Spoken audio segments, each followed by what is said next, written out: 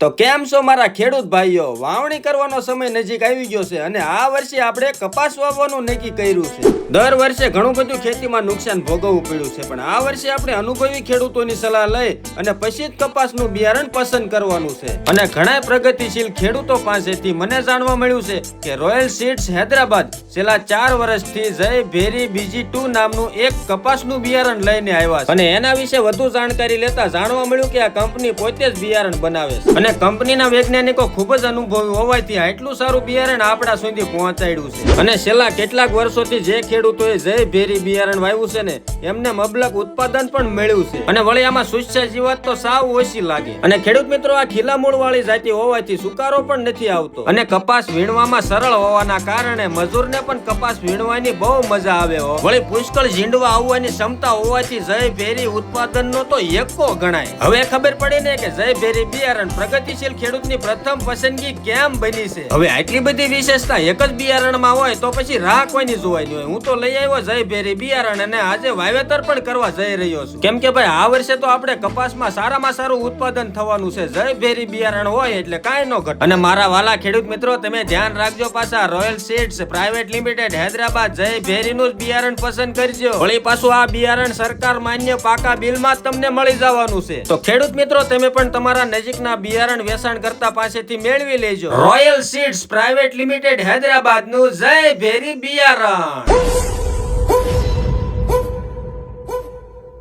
તો ખેડૂત મિત્રો, વધુ માહિતી માટે ડિસ્પ્લે ઉપર YouTube ની ચેનલ પણ આપી છે, તમે એમાં સર્ચ કરીને જોવો એટલે બધા જ ખેડૂતોનો અનુભવ અને જય ભેરીની બધી જ માહિતી તમને મળી જશે. મારું નામ રમેશભાઈ વસ્ત્રાભાઈ ગાબુ. ખેડૂત ભાઈઓને ખાસ વિનંતી છે, આ જય ભેરવી વાવવું જરૂરી છે.